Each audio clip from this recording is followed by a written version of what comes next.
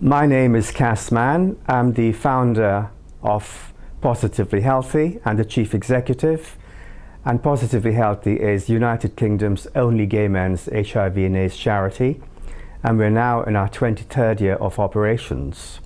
Something I didn't expect I would still be doing 23 years later, because I thought gay men would have learned from the first, second and third wave of AIDS how exactly to stop it. I will make a statement that might not appeal to everyone, but I will say any gay man getting infected today is getting infected deliberately, because we know the ways to avoid getting HIV, and anyone getting infected has to a certain extent made a choice to not practice safer sex, to not use a condom, to have sex when they are incapable of negotiating safety, such as under the influence of alcohol, recreational drugs, particularly ecstasy, lysergic acid diethylamide, and crystal meth, which is the new major killer on the scene, as well as, of course, the old favorites, alcohol, works every time. No gay man I know takes a drug, they take a whole range of drugs. So what they have is a polypharmaceutical effect, which renders them unconscious, and you add to the mix something like crystal meth or ketamine, special K, and it's lethal. So anyone getting infected today, any gay man getting infected today, has to a certain extent made a decision that it's okay to become HIV positive, or even to go on to develop AIDS. Barebacking, they call it, don't they? It sounds romantic, it sounds like some sort of Western, like some sort of Brokerage Mountain scenario. Well, it's not. I've seen people in hospitals shitting their lives away who thought barebacking was a fun thing to do. Today in London we have clubs specifically for HIV positive gay men where they can go on a Sunday afternoon. They open about 2. So, different clubs open at different times, and you get 200, 300, 400, 500 people who claim to be positive, and these clubs are called things like Bit Plus and various derivatives of those names. And in these clubs, these gay men who are HIV positive or claim they are, you might have buck chasers present as well, those who want to become infected, who have unprotected sex with each other throughout the course of the next few hours. The clubs boast in being alcohol free, but they are death wish clubs. They are clubs where transmission of HIV, hepatitis B, C, whatever STI is, sexually transmitted infection, is going around, is shared by everybody. The goodie bag you leave with at the end of the visit is something you didn't come in with, perhaps a new strain of HIV. You could get a reinfection, a co-infection, a super-infection. You could pick up hepatitis, which is a killer, B and C. You could pick up syphilis, all sorts of STIs, which in combination with HIV, or even by themselves, are killers. But these clubs are sanctioned. Great Britain's major AIDS charity, Terence Higgins Trust, gives a seal of approval, a hallmark. They call these places play zones. And these places trade because they say, oh, we provide condoms. So we are somehow not complicit in what takes place because condoms are available. And whether or not people choose to use them or not use them is another matter. But to me, that is not exoneration. It is something that is a dereliction of duty when this country's leading AIDS charity says, we will hallmark a venue where unsafe sex takes place, knowing it takes place, and allow new infections to occur. And I puzzled about this. I thought, why is this happening? And then I thought, hey, it's a really simple answer. If AIDS charities, such as including mine, didn't have a regular new influx of HIV positive gay men, we'd have to close down, wouldn't we? We'd all be out of a job.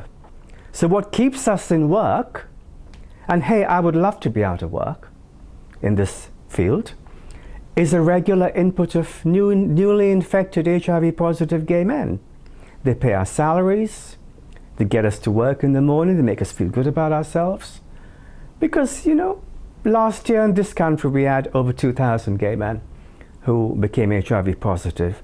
Why the fuck? Everyone knows how to avoid it. It's no big drama and no big deal to avoid HIV if you're a gay man.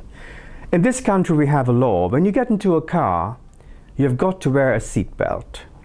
You get into your car, and we had a campaign when seatbelts were launched called Clunk Click Every Trip. And the law was resisted. People said it's against our freedom, it's against our freedom to express our liberty, libertarian. It's a dereliction of all our rights. And so they opposed the law, but it was found to be a very good law. People who wore seatbelts didn't die. Princess Diana and Dodi Al-Fayed, if they'd worn seatbelts, hey, they'd still be here. So why don't we transfer the same intelligence over to the way we have sex?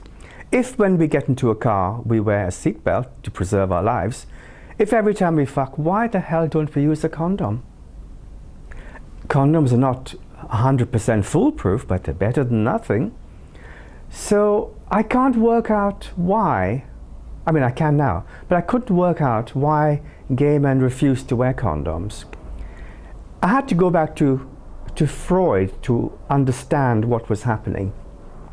Freud's had a bad press, I know, but he said some remarkably astute things. And one of the things I picked up from Freud that to me explained what was happening with gay men getting infected was something he called thanatos, which is a love of death. And in the gay communities, I feel we have moved from eros in the 60s with sexual liberation, love of body, love of sex, love of pleasure, hedonism. And we moved straight from that narcissistic, pleasuring world, not into philos, which is love of your brother, or agape, which is unconditional love, but to thanatos, death wish. I feel it is true, and I have in 23 years found this to be true, having worked with over 4,000 gay men in this time, that we are more attached to death than to life, especially as we approach a certain age. Around about 40 is what the literature, the scientific literature tells us. Gay men feel lives aren't worth living. And I think gradually, as we approach that age, HIV doesn't become a problem because life isn't worth living anyway. And some of the newest infections and the most worrying infections are in gay men now, in that age group. The ones who avoided becoming HIV positive for all those decades and are now succumbing, they're joining the club. It's like they're letting the other shoe drop. I, for instance, have lost all my peer group. I started off, before I started Positively Healthy, running Great Britain's largest gay nightclub, Heaven, and also Great Britain's most notorious nightclub called the Embassy Club in Old Bond Street, which was the glitziest, ritziest club in Great Britain. And every single person I work with there who's gay is dead of AIDS, but it's not just HIV. They were also very heavily into drugs, many of them. And then I think of the people who could still be here because the drugs do work these days, they really do work, who would be as appalled as I am as to why young men and gay men over 40 are getting infected, because our love of death has overcome our love of life, and thanatos has overcome eros, and death has become what we worship now. And this is something that is recognized by the AIDS charities that promote venues where unsafe sex happens, because they say, hey, these guys are going to have unsafe sex anyway, so let's make a living out of it. I mean, I can't speak for every one of those charities or agencies, but that's what I see happening. Do your own research, go online, see what these charities are saying. Put their names into Google and have a look at their websites. You'll find that they're not that attached to keeping people safe, because you would not hallmark a venue where unsafe sex takes place by saying it's okay because somewhere on the walls there's a condom machine. It's not good enough to say that. And let's not use the word barebacking. It's actually a slow suicide. It's not clever. It's not intelligent. And I've been at workshops where health educators who work for various charities say that, oh, we don't use condoms ourselves, and these are HIV positive gay men, because I don't like anything coming between me and my pleasure. And they don't even tell their partners if they're positive or have AIDS or anything like that. They say, well, it takes two to tango. If they don't ask me, I don't disclose, nor do I take the precaution that makes disclosure unnecessary. And I say, no, if you know you're positive, you have to, even if you don't disclose, insist on a condom being used. And they say, no. If I insisted on the condom being used, they'd assume I was positive. I'd say, no, they'd assume you were intelligent. But intelligence is in short supply in the gay community. It's a very unconscious community now. What the gay community revolves around today is an enormous amount of drugs and alcohol. It fuels our community. And in that context, the content of becoming HIV positive is not surprising. So if you're seeing 2,500 gay men getting infected last year, heaven knows how many this year, it's only going to escalate, because it's not a question of education, it's a question of respecting yourself enough to not want to become infected. If you respected yourself enough, you would every time use a condom, you would every time take precautions, you would every time insist, and you would check out your partner. For instance, these venues where people have sex, parks and various dark rooms and back rooms, you don't know who you're having sex with. I mean, if you saw them in the light, you might see there's something wrong with them. When your body is ill or diseased, there are sometimes clear indications that your body is ill or diseased, and you can pick it up. The person might have a rash, they might have genital warts, they might have things you think, I don't want to have sex with you because, my God, what the hell is that? But because the way we have sex is the lights are off, you don't know what's going on, who are you having sex with? You're having sex with your killer. That's what you're having sex with, because you're not intelligent enough to see who you're fucking or who's fucking you. You don't know what's going on because you haven't seen this person. If you have sex in the back room or in a park where there's no lights, who are you having sex with? You know, it's death.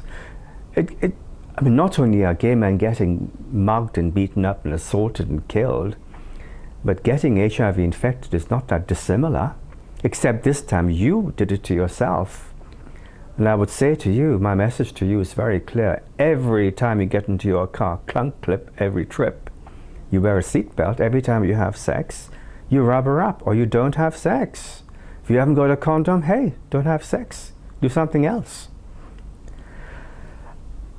I can't see HIV amongst gay men stopping in its tracks, because I just find a total lack of intelligence and any self-awareness of who we are as gay men. We seem to have not learned from the last 3 decades of HIV and AIDS, and if we had learned the lessons, HIV and AIDS would have been stopped in their tracks a long time ago.